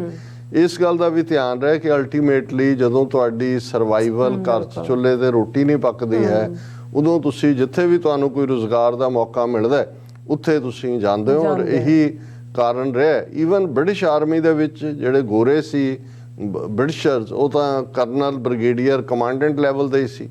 ਉਹਨਾਂ ਦੇ ਜਿਹੜੀ ਫੌਜ ਸੀ ਬ੍ਰਿਟਨ ਦੀ, ਜਿਹਦੇ ਥੱਲੇ ਉਹਨਾਂ ਨੇ ਦੁਨੀਆ ਦਾ ਇੱਕ ਵੱਡਾ ਹਿੱਸਾ ਕੋਲੋਨਾਈਜ਼ ਕੀਤਾ, ਉਹਨਾਂ 'ਚ ਆਇਰਿਸ਼ ਔਰ ਸਕਾਟਸ ਸੀ। ਉਹੀ ਆਇਰਿਸ਼ ਔਰ ਸਕਾਟ ਜਿਨ੍ਹਾਂ ਦੀ ਟੈਰੀਟਰੀ ਤੇ ਕਬਜ਼ਾ ਕਰਕੇ ਉਹਨਾਂ ਨੇ ਜਿਹੜਾ ਹੈ ਉਹਨਾਂ ਨੂੰ ਗੁਲਾਮ ਬਣਾਇਆ ਸੀ, ਲੇਕਿਨ ਵਾਂਸ ਬਣ ਗਏ ਫਿਰ ਉਹਨਾਂ ਦੇ ਲਈ ਉਹ ਮਰਨ ਨੂੰ ਤਿਆਰ ਸੀ, ਕਿਉਂਕਿ ਪਾਪੀ ਪੇਟ ਦਾ ਮਾਮਲਾ ਹੈ ਪਿਆਰੇ। ਇਹੀ ਹਾਲ ਬ੍ਰਿਟਿਸ਼ਰਸ ਨੇ ਕਿਵੇਂ ਸਿੱਖਾਂ ਦਾ ਰਾਜ ਧੋਖੇ ਨਾਲ ਖੋਇਆ, ਮੁਗਲਾਂ ਦੇ ਨਾਲ, ਬਹਾਦਰ ਸ਼ਾਹ ਜ਼ਫਰ ਦੇ ਨਾਲ ਕੀ ਕੀਤਾ, ਉਸ ਸਾਰੇ ਦੇ ਬਾਵਜੂਦ ਜੇ ਬ੍ਰਿਟਿਸ਼ ਪੀਰੀਅਡ 'ਚ ਦੇਖੀਏ ਤਾਂ ਵੱਡੀ ਗਿਣਤੀ 'ਚ ਸਿੱਖ, ਗੋਰਖੇ, ਮਰਾਠੇ ਔਰ ਪੰਜਾਬੀ ਮੁਸਲਮਾਨ, ਪਠਾਨ ਬ੍ਰਿਟਿਸ਼ ਫੌਜ ਦਾ ਹਿੱਸਾ ਸੀ। ਸੋ ਇਸੇ ਤਰੀਕੇ ਨਾਲ ਅਮਰੀਕਾ ਦੇ ਵਿੱਚ ਵੀ ਜਿਹੜਾ ਜਦੋਂ ਜੇ ਹੁਣ ਵਾਰ ਹੈ ਔਰ ਜ਼ਾਹਰ ਹੈ ਕਿ ਵੀ ਇੱਕ ਪਾਸੇ ਤਾਂ ਕਾਲੇ ਇੱਥੇ ਪਾਵਰਟੀ ਨਾਲ ਲੜ ਰਹੇ ਨੇ, ਗਰੀਬੀ ਦੇ ਮਾਰੇ ਹੋਏ ਨੇ, ਨਸਲਵਾਦ ਦਾ ਸ਼ਿਕਾਰ ਨੇ, ਪਰ ਨਾਲ ਦੀ ਨਾਲ ਫੌਜ ਦੇ ਵਿੱਚ ਵੀ। ਸੋ ਮਾਰਟਨ ਲੂਥਰ ਕਿੰਗ ਨੇ ਜਿੱਥੇ ਸੈਗਰੀਗੇਸ਼ਨ ਦੇ ਖਿਲਾਫ ਆਵਾਜ਼ ਚੁੱਕੀ, ਉੱਥੇ ਉਹਨੇ ਵਿਤਨਾਮ ਵਾਰ ਦੇ ਖਿਲਾਫ ਵੀ ਆਵਾਜ਼ ਚੁੱਕੀ, ਔਰ ਵਿਤਨਾਮ ਦੀ ਜੰਗ ਦੇ ਖਿਲਾਫ ਬਹੁਤ ਵੱਡੀ ਐਜੀਟੇਸ਼ਨ ਅਮਰੀਕਾ ਦੀਆਂ ਯੂਨੀਵਰਸਿਟੀਆਂ, ਕਾਲਜਿਸ, ਦੂਸਰਿਆਂ ਦੇ ਵਿੱਚ ਵੀ ਖੜੀ ਹੋਈ। ਔਰ ਇਹ ਉਹੀ ਪੀਰੀਅਡ ਸੀ ਕਿ ਕੱਲਾ ਇਹੀ ਨਹੀਂ ਕਿ ਕਾਲੇ ਆਪਣੇ ਬਲਬੂਤੇ ਦੇ ਜਿੱਤਦੇ, ਬਹੁਤ ਵਾਰ ਯਹੂਦੀਆਂ ਦੇ ਹਵਾਲੇ ਨਾਲ ਨੈਗੇਟਿਵ ਗੱਲਾਂ ਵੀ ਕੀਤੀਆਂ ਜਾਂਦੀਆਂ ਨੇ, ਲੇਕਿਨ ਇਸ ਗੱਲ ਦਾ ਵੀ ਧਿਆਨ ਰਹੇ ਕਿ ਅਮਰੀਕਾ ਦੇ ਵਿੱਚ ਇਹ ਸਿਵਲ ਲਿਬਰਟੀ ਮੂਵਮੈਂਟ ਜਿਹਨੂੰ ਨਾਂ ਦਿੱਤਾ ਗਿਆ, ਇਹ ਕਦੇ ਕਾਮਯਾਬ ਨਾ ਹੁੰਦੀ ਜੇ ਅਮਰੀਕਨ ਮੀਡੀਆ, ਜਿਸ ਨੂੰ ਬਹੁਤੇ ਯਹੂਦੀ ਕੰਟਰੋਲ ਕਰਦੇ ਨੇ, ਉਹਨਾਂ ਨੇ ਆਪਣਾ ਵੇਟ ਇਸ ਦੇ ਪਿੱਛੇ ਨਾ ਸੁੱਟਿਆ ਹੁੰਦਾ। ਸੋ ਇਹ ਜਿਹੜੀ ਬੇਸ਼ੱਕ ਫਰੰਟ ਲਾਈਨ ਦੇ ਉੱਤੇ ਮਾਰਟਨ ਲੂਥਰ ਕਿੰਗ ਔਰ ਮੈਲਕਮ ਐਕਸ ਦਾ ਜ਼ਿਕਰ ਵੀ ਮੈਂ ਥੋੜੀ ਦੇਰ 'ਚ ਕਰਦਾ ਕਿ ਜੇ ਇਹ ਕਹਿਣਾ ਹੋਏ ਕਿ ਭਾਈ ਇਸ ਸਭ ਦੀ ਕਾਮਯਾਬੀ ਦੇ ਵਿੱਚ ਉਹ ਸਿਵਲ ਲਿਬਰਟੇਰੀਅਨ ਜਿਨ੍ਹਾਂ ਦੇ ਵਿੱਚ ਮੀਡੀਆ ਵੀ ਸ਼ਾਮਲ ਸੀ, ਜਿਨ੍ਹਾਂ ਨੇ ਇਹਨੂੰ ਪਬਲਿਸਿਟੀ ਦਿੱਤੀ, ਜਿਨ੍ਹਾਂ ਨੇ ਇਸ ਗੱਲ ਨੂੰ ਯਕੀਨੀ ਬਣਾਇਆ ਕਿ ਭਾਈ ਇਹ ਸੈਗਰੀਗੇਸ਼ਨ ਵੀ ਟੁੱਟੇ ਔਰ ਜਿਹੜਾ ਲੋਕ ਬਰਾਬਰੀ ਦੇ ਨਾਲ ਅਮਰੀਕਾ ਦੀ ਜਿਹੜੀ basic spirit C declaration of independence ਦੀ, ਉਹ ਬੇਸ਼ੱਕ ਅਬਰਾਹਮ ਲਿੰਕਨ ਨੂੰ ਕ੍ਰੈਡਿਟ ਜਾਂਦਾ ਹੈ। ਜਦੋਂ ਅਸੀਂ 1860 ਦੀ ਸਿਵਲ ਵਾਰ ਤੋਂ ਬਾਅਦ ਜਿਹੜੀ ਸਲੇਵਰੀ ਦੇ ਇਸ਼ੂ ਤੋਂ ਹੋਈ, ਉਹਨੇ ਲਿੰਕਨ ਨੇ ਪ੍ਰੋਕਲੇਮੇਸ਼ਨ ਕੀਤੀ ਕਿ ਵੀ ਸਾਰੇ ਗੁਲਾਮ ਆਜ਼ਾਦ ਨੇ ਔਰ ਤੁਸੀਂ ਜਿੱਥੇ ਚਾਹੋ ਜਾ ਸਕਦੇ ਹੋ, ਪਰ ਇਨ ਪ੍ਰੈਕਟਿਸ ਸੁਸਾਇਟੀ ਦੇ ਵਿੱਚ ਇਹ ਜਿਹੜੀ ਹੈ ਸਲੇਵਰੀ ਕਿਸੇ ਨਾ ਕਿਸੇ ਫਾਰਮ ਦੇ ਵਿੱਚ ਬੜੀ ਵਿਜ਼ੀਬਲ ਸੀ ਔਰ ਉਸ ਕਿਸੇ ਨੂੰ ਕੋਈ ਇਹ ਹੇਟਰਡ ਨਹੀਂ ਸੀ ਹੁੰਦੇ। ਔਰ ਇਸ ਗੱਲ ਦਾ ਵੀ ਧਿਆਨ ਰਹੇ ਕਿ ਵੀ ਬਹੁਤ ਵਾਰ ਜਦੋਂ ਅਸੀਂ ਦੇਖਦੇ ਹਾਂ ਕਿ 1960ਵਿਆਂ 'ਚ ਇੱਕ ਤਾਂ ਕਨਸਟੀਟਿਊਸ਼ਨਲੀ ਜਾਂ ਹਰ ਇੱਕ ਸਟੇਟ ਨੇ ਆਪਣੇ ਆਪਣੇ ਤਰੀਕੇ ਨਾਲ ਕਿਵੇਂ ਸੈਗਰੀਗੇਸ਼ਨ ਨੂੰ ਲਾਗੂ ਕੀਤਾ ਹੋਇਆ ਸੀ, ਪਰ ਮੈਜੋਰਿਟੀ ਅਮਰੀਕਨ ਵੀ ਕਿਵੇਂ ਕੋਈ ਮਾਰਟਨ ਲੂਥਰ ਕਿੰਗ ਔਰ ਮੈਲਕਮ ਐਕਸ ਦੀ ਗੱਲ ਨੂੰ ਕੋਈ ਬਹੁਤ ਵੱਡੀਆਂ ਐਜੀਟੇਸ਼ਨਸ ਤੋਂ ਬਾਅਦ ਮੰਨਿਆ ਗਿਆ, ਲੇਕਿਨ ਇਸ ਗੱਲ ਦਾ ਵੀ ਧਿਆਨ ਰਹੇ ਕਿ ਦੋਨੋਂ ਹੀ ਲੀਡਰਾਂ ਦੀ ਅਲਟੀਮੇਟਲੀ ਅਸੈਸੀਨੇਸ਼ਨ ਹੋਈ, ਦੋਨਾਂ ਦਾ ਹੀ ਮਰਡਰ ਹੋਏ। ਔਰ ਮਾਰਟਨ ਲੂਥਰ ਕਿੰਗ ਜਿਹੜੇ ਨੇ ਉਹਨਾਂ ਦਾ ਮਰਡਰ ਜਿਹੜਾ ਹੈ ਉਹ ਟੈਨੈਸੀ ਦੇ ਵਿੱਚ ਹੁੰਦਾ ਉਹਨਾਂ ਦੇ, ਔਰ ਮੈਲਕਮ ਐਕਸ ਉਹ ਇੱਥੇ ਹੀ ਨਿਊਯਾਰਕ ਦੇ ਵਿੱਚ ਹਾਰਲਮ ਜਿਹੜਾ ਹੈ ਉਸ ਦੇ ਵਿੱਚ ਉਹਨਾਂ ਦਾ ਪਬਲਿਕ ਪਲੇਸ ਦੇ ਉੱਤੇ ਹੀ ਮਰਡਰ ਹੁੰਦਾ। ਔਰ ਇਹ ਵੀ ਜਦੋਂ ਤੁਸੀਂ ਡਾਟਾ ਦੇਖਦੇ ਹੋ ਕਿ ਪਹਿਲਾਂ, ਕਿਉਂਕਿ ਮੈਲਕਮ ਐਕਸ ਜਿਵੇਂ ਮੈਂ ਕਿਹਾ ਵੀ ਉਹ ਤਾਂ ਕ੍ਰਿਸਚੀਅਨ ਪ੍ਰੀਸਟ ਸੀ, ਅੱਛਾ ਬੁਲਾਰਾ ਸੀ, ਔਰ ਮਾਰਟਨ ਲੂਥਰ ਕਿੰਗ ਦੀ ਉਮਰ ਸਿਰਫ 35 ਸਾਲ ਸੀ ਜਦੋਂ ਉਹਨਾਂ ਦੀ ਅਸੈਸੀਨੇਸ਼ਨ ਹੋਈ, ਔਰ ਉਦੋਂ ਤੱਕ ਉਹਨਾਂ ਦਾ ਰਿਲੀਜੀਅਸ ਸਰਮਨ ਸੁਣਨ ਲਈ ਤਾਂ ਠੀਕ ਸੀ, ਪਰ ਜਦੋਂ ਉਹਨਾਂ ਨੇ ਖੁੱਲ੍ਹ ਕੇ ਰੈਵੋਲੂਸ਼ਨਰੀ ਲਾਈਨ, ਸੈਗਰੀਗੇਸ਼ਨ ਦਾ ਐਂਡ, ਵਿਤਨਾਮ ਵਾਰ ਦੇ ਖਿਲਾਫਤ, ਔਰ ਤੀਸਰਾ ਪਾਵਰਟੀ, ਕਿਉਂਕਿ ਕਾਲੇ ਅੱਜ ਵੀ ਜੇ ਦੇਖਣਾ ਹੋਏ ਤਾਂ ਕਾਲੇ ਅਮਰੀਕਾ ਦੇ ਵਿੱਚ ਬਹੁਤ ਗੁਰਬਤ ਦੇ ਵਿੱਚ ਰਹਿੰਦੇ ਨੇ, ਹੋਰ ਵੀ ਬਹੁਤ ਸਾਰੇ ਇਸ਼ੂਜ਼ ਨੇ। ਤੇ ਇਹ ਉਹਨਾਂ ਦੀ ਜਿਹੜਾ ਮੈਂ ਪੋਪੂਲੈਰਿਟੀ ਗ੍ਰਾਫ ਉਸ ਜ਼ਮਾਨੇ ਦੇ ਵਿੱਚ ਜਿਹੜੀ ਗੈਲਪ ਪੋਲ ਹੋਈ ਉਹਦੇ 'ਚ ਇਹ ਸੀ ਕਿ 1963 ਦੇ ਵਿੱਚ ਜਦੋਂ ਅਜੇ ਉੱਭਰ ਰਹੇ ਸੀ ਤੇ 37% ਲੋਕ ਉਹਨਾਂ ਨੂੰ ਪਸੰਦ ਨਹੀਂ ਸੀ ਕਰਦੇ। ਇਸ ਦਾ ਮਤਲਬ ਇਹ ਹੈ ਕਿ ਆਲਮੋਸਟ 63% ਲੋਕ ਉਹਨਾਂ ਨੂੰ ਪਸੰਦ ਕਰਦੇ ਸੀ ਕਿ ਭਾਈ ਜੋ ਇਸ਼ੂ ਉਹਨਾਂ ਨੇ ਚੁੱਕੇ ਨੇ ਉਹ ਠੀਕ ਨੇ। ਲੇਕਿਨ 3 ਸਾਲ ਬਾਅਦ 1966 ਤੱਕ ਪਹੁੰਚਦੇ ਆ 63% ਲੋਕ ਜਿਹੜੇ ਨੇ ਉਹਨਾਂ ਨੂੰ ਨਾਪਸੰਦ ਕਰਦੇ ਸੀ। ਸੋ ਇਹਦਾ ਮਤਲਬ ਇਹ ਹੈ ਕਿ ਜਦੋਂ ਇਹ ਪਾਰਟ ਚੱਲ ਰਿਹਾ ਸੀ ਮੈਜੋਰਿਟੀ ਜਿਹੜੀ ਗੋਰਿਆਂ ਦੀ ਸੀ ਇੱਥੇ ਉਹ ਉਸ ਚੇਂਜ ਦੇ ਹੱਕ 'ਚ ਨਹੀਂ ਸੀ। ਦੂਸਰੇ ਪਾਸੇ ਅਸੀਂ ਜਦੋਂ ਉਸ ਦੇ ਸਿੱਖ ਕੌਂਟੈਕਸਟ ਦੀ ਗੱਲ ਕਰਦੇ ਹਾਂ ਕਿ ਭਾਈ ਉਹਨਾਂ ਦਾ ਅੱਜ ਦੇ ਕੌਂਟੈਕਸਟ 'ਚ ਅਸੀਂ ਕਿਵੇਂ ਮਾਰਟਨ ਲੂਥਰ ਕਿੰਗ ਜਦੋਂ ਕਿ ਪੀਸਫੁਲ ਅੰਦਾਜ਼ ਦੇ ਵਿੱਚ ਆਪਣੇ ਹੱਕਾਂ ਦੇ ਲਈ ਕਾਲਿਆਂ ਦੇ ਹੱਕਾਂ ਦੇ ਲਈ ਲੜ ਰਹੇ ਸੀ, ਉਸ ਪੀਰੀਅਡ 'ਚ ਇੱਕ ਯੰਗ ਮੈਲਕਮ ਐਕਸ, ਹੁਣ ਮੈਲਕਮ ਐਕਸ ਦਾ ਜੇ ਪਿਛੋਕੜ ਵਕਤ ਮੈਨੂੰ ਇਜਾਜ਼ਤ ਨਹੀਂ ਦੇਗਾ ਕਿ ਮੈਂ ਉਹਨਾਂ ਦੀ ਲਾਈਫ ਦੇ ਉੱਤੇ ਬਹੁਤੀ ਗੱਲ ਕਰਾਂ, ਪਰ ਉਹਨਾਂ ਨੇ ਇੱਕ ਜਿਵੇਂ ਅਮਰੀਕਾ ਦੇ ਵਿੱਚ ਕਾਲਿਆਂ ਦੇ ਲਈ ਕੋਈ ਮੌਕਾ ਹੀ ਨਹੀਂ ਸੀ ਤੇ ਉਸੇ ਹੀ ਗਰੀਬੀ ਨਾਲ ਤੁਸੀਂ ਘੁਲਦੇ, ਜਾਂ ਤਾਂ ਸਭ ਤੋਂ ਲੋਐਸਟ ਜੌਬ ਦੇ ਉੱਤੇ ਆ ਕੇ ਖਲੋ ਜਾਓ, ਜਾਂ ਚੋਰੀਆਂ ਚਕਾਰੀਆਂ ਕਰੋ, ਜਾਂ ਫਿਰ ਜਿਵੇਂ ਡਰੱਗਸ ਅਮਰੀਕਾ ਦੇ ਵਿੱਚ ਲਿਆਂਦੀਆਂ ਗਈਆਂ ਕਾਲਿਆਂ ਦੇ ਨੇਬਰਹੁੱਡ ਜਾਂ ਦੂਜਿਆਂ ਉਸੇ 'ਚ ਫਸੇ ਹੋਏ। ਤੇ ਇਹ ਜਦੋਂ ਮੈਂ ਹੁਣ ਗੱਲ ਕਰ ਰਿਹਾ ਕਿਉਂਕਿ ਬਹੁਤਿਆਂ ਨੂੰ ਲੱਗੇਗਾ ਕਿ ਜੀ ਚਲੋ ਮਾਰਟਨ ਲੂਥਰ ਕਿੰਗ ਜਾਂ ਮੈਲਕਮ ਐਕਸ ਜਾਂ ਇਹ ਤਾਂ ਕਾਲਿਆਂ ਦੀ ਕਹਾਣੀ ਹੈ, ਪਰ ਜਦੋਂ ਅਸੀਂ ਇਹਨੂੰ ਕੰਟੈਕਚੁਅਲਾਈਜ਼ ਕਰਦੇ ਹਾਂ ਕਿ ਸਿੱਖਾਂ ਨਾਲ ਇਹ ਕਿਵੇਂ ਰਿਲੇਟ ਕਰਦਾ ਹੈ, ਨਾ ਸਿਰਫ ਇਹਨਾਂ ਦੋਵਾਂ ਲੀਡਰਾਂ ਦੀ ਲੈਗੇਸੀ ਪਰ ਕਿਵੇਂ ਕਾਲਿਆਂ ਦੀ ਸਟਰਗਲ ਉਦੋਂ ਔਰ ਅੱਜ ਵੀ ਕਿੱਥੇ ਆ ਕੇ ਖੜੀ ਹੈ, ਔਰ ਕਿਵੇਂ ਜਦੋਂ ਇੱਕ ਕਬੀਲਾ ਜਾਂ ਇੱਕ ਰੇਸ ਡੋਮੀਨੇਟ ਕਰਕੇ ਪੋਲੀਟੀਕਲ ਪਾਵਰ ਜਿਹਦੇ ਹੱਥ 'ਚ ਆ ਜਾਂਦੀ ਹੈ ਤੇ ਉਹ ਕਿਵੇਂ ਫਿਰ ਦੂਸਰਾ ਤਬਕਾ ਸਮਾਜ ਦਾ ਪਛੜਦਾ ਹੈ, ਕਿਸ ਗਰੀਬੀ 'ਚੋਂ ਨਿਕਲਦਾ ਹੈ। ਇਹ ਇਸ ਡਿਸਕਸ਼ਨ ਦਾ ਜਿਹੜਾ ਕੋਰ ਪੁਆਇੰਟ ਹੈ, ਜਿਹਦੇ ਕਰਕੇ ਜਿੱਥੇ ਅਸੀਂ ਮਾਰਟਨ ਲੂਥਰ ਕਿੰਗ ਦੀ ਲੈਗੇਸੀ ਨੂੰ ਅੱਜ ਉਹਨਾਂ ਦੇ ਜਨਮ ਦਿਨ ਤੇ ਯਾਦ ਕਰ ਰਹੇ ਹਾਂ, ਉੱਥੇ ਸਿੱਖ ਐਂਗਲ ਇਸ ਦੇ ਵਿੱਚ ਕੀ ਹੈ। ਹੁਣ ਮੈਲਕਮ ਐਕਸ ਜਿਸ ਦੀ ਸ਼ੁਰੂਆਤ ਉਸ ਕਿਸਮ ਦੇ ਪੈਟੀ ਜਿਹੜੇ ਹੈ ਉਹ ਕ੍ਰਾਈਮ 'ਚੋਂ ਹੁੰਦੀ ਹੈ, ਫਿਰ ਉਸ ਪੀਰੀਅਡ ਦੇ ਵਿੱਚ ਸ਼ਿਕਾਗੋ ਦੇ ਵਿੱਚ ਇੱਕ ਮੁਹੰਮਦ ਐਲੀਜਾ ਨਾਂ ਦਾ ਬੰਦਾ ਜਿਹਨੇ ਇੱਕ ਆਪਣਾ ਮਜ਼ਹਬ ਫਲੋਟ ਕੀਤਾ ਹੋਇਆ ਸੀ, ਨੇਸ਼ਨ ਆਫ ਇਸਲਾਮ। ਉਸ ਦਾ ਮੁੱਖ ਧਾਰਾ ਇਸਲਾਮ ਨਾਲ ਤਾਲੁਕ ਨਹੀਂ ਸੀ, ਲੇਕਿਨ ਜੇ ਅਸੀਂ ਈਵਨ ਅਮਰੀਕਾ ਦੇ ਕਾਲਿਆਂ 'ਚ ਕਿਉਂ ਇਸਲਾਮ ਵੱਲ ਵੀ ਝੁਕਾ ਸੀ ਜਾਂ ਹੈ, ਜਾਂ ਬਹੁਤ ਸਾਰੇ ਜਿਹੜੇ ਜੇਲ੍ਹਾਂ 'ਚ ਹੁੰਦੇ ਨੇ ਉਹ ਕਿਵੇਂ ਇਸਲਾਮ ਵੱਲ ਅਟਰੈਕਟ ਹੁੰਦੇ ਨੇ, ਕਿਉਂਕਿ ਜੇ ਈਵਨ ਹਾਲਾਂਕਿ ਕਿਉਂਕਿ ਮਾਰਟਨ ਲੂਥਰ ਕਿੰਗ ਤਾਂ ਖੁਦ ਰੈਵਰਡ ਸੀ, ਉਹ ਤਾਂ ਕ੍ਰਿਸਚੀਅਨਿਟੀ ਦਾ ਪੁਜਾਰੀ ਸੀ, ਲੇਕਿਨ ਮੈਲਕਮ ਐਕਸ ਦੇ ਨਾਲ ਉਹ ਲੋਕ ਲੱਗੇ। ਮੈਲਕਮ ਐਕਸ ਮੁਹੰਮਦ ਐਲੀਜਾ ਰਾਹੀਂ ਨੇਸ਼ਨ ਆਫ ਇਸਲਾਮ ਰਾਹੀਂ ਜਦੋਂ ਜੇਲ੍ਹ ਦੇ ਵਿੱਚ ਸੀ ਸੰਪਰਕ ਹੋਇਆ, ਜਦੋਂ ਫਿਰ ਆਇਆ ਉਹਨਾਂ ਦਾ ਪ੍ਰਚਾਰਕ ਬਣਿਆ, ਔਰ ਉਹ ਕ੍ਰਿਸਚੀਅਨਿਟੀ ਨੂੰ ਵੀ ਪਾਰਟ ਆਫ ਸਲੇਵਰੀ ਕਹਿੰਦਾ ਸੀ ਕਿ ਭਾਈ ਸਾਨੂੰ, ਕਿਉਂਕਿ ਮੁਹੰਮਦ ਐਲੀਜਾ ਬੇਸ਼ੱਕ ਮੁੱਖ ਧਾਰਾ ਇਸਲਾਮ ਨਾਲੋਂ ਆਪਣੀ ਵੱਖਰੀ ਲਾਈਨ ਲੈ ਰਿਹਾ ਸੀ, ਲੇਕਿਨ ਕਾਲਿਆਂ ਦੇ ਦਿਲੋਂ ਦਿਮਾਗ 'ਚ ਉਹਨੇ ਇਹ ਭਰਿਆ ਸੀ ਕਿ ਭਾਈ ਜੇ ਤੁਹਾਡਾ ਕੋਈ ਮਜ਼ਹਬ ਹੈ ਇਹ ਤੁਹਾਡੇ ਲਈ ਥਾਂ ਹੈ। ਸੋ ਇਸਲਾਮ ਵੱਲ ਜਾਣਾ ਵੀ ਇੱਕ ਰਿਬੈਲੀਅਨ ਸੀ ਕਿਉਂਕਿ ਕ੍ਰਿਸਚੀਅਨਿਟੀ ਨੂੰ, ਔਰ ਜਦੋਂ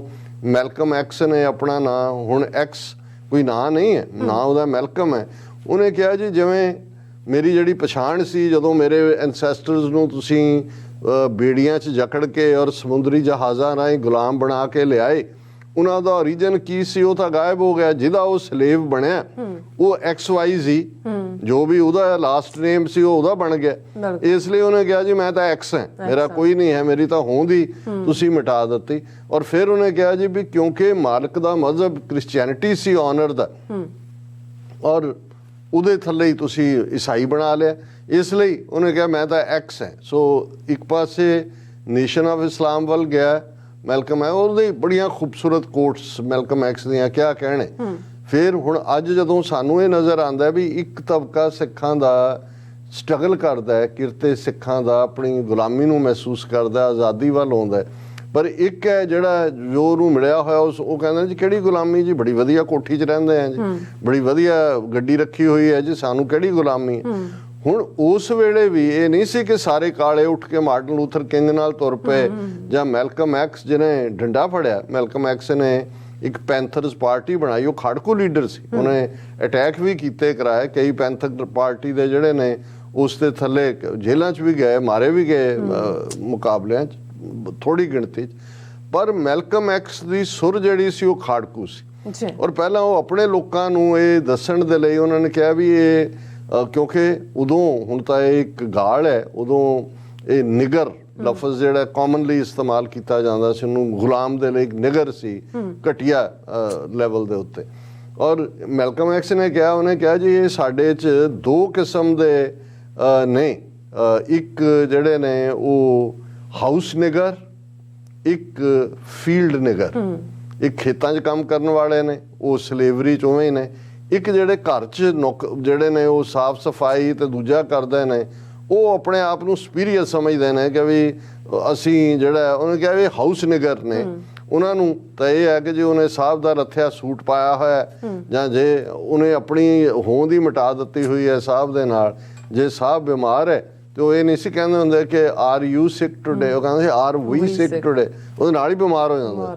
ਉਹਨੇ ਕਿਹਾ ਵੀ ਇੱਕ ਇਹ ਨੇ ਜਿਹੜੇ ਦੂਜਿਆਂ ਨੂੰ, ਆਪਣੇ ਹੀ ਭਰਾ ਜਿਹੜੇ ਉਹਨਾਂ ਦੇ ਅੱਗੇ ਜਿਹੜੇ ਨੇ ਉਹ ਹਲ ਦੇ ਵਿੱਚ ਜੋਤੇ ਜਾਂਦੇ ਨੇ, ਬੌਲਦ ਜਾਂ ਕਿਸੇ ਹੋਰ ਐਨੀਮਲ ਦੀ ਥਾਂ ਤੇ ਉਹਨਾਂ ਨੂੰ ਹੀ ਅੱਗੇ ਲਾਇਆ ਜਾਂਦਾ ਸੀ। ਕਹਿੰਦੇ ਇਹ ਜਿਹੜੇ ਹਾਊਸ ਨਿਗਰ ਨੇ ਇਹ ਆਪਣੇ ਆਪ ਨੂੰ ਸੁਪੀਰੀਅਰ ਸਮਝਦੇ ਨੇ ਕਿ ਦੇਖੋ ਜੀ ਅਸੀਂ ਤਾਂ ਇਹ। ਸੋ ਇਹ ਗੁਲਾਮੀ ਹੁੰਦੀ ਹੈ ਸਟੈਪ ਬਾਈ ਸਟੈਪ ਕਿਵੇਂ। ਔਰ ਮੈਲਕਮ ਐਕਸ ਨੇ ਇਸ ਦੇ ਉੱਤੇ ਤਿੱਖੀ ਲਾਈਨ ਲਈ, ਔਰ ਬਹੁਤ ਜ਼ਬਰਦਸਤ ਔਰੇਟਰ ਸੀ।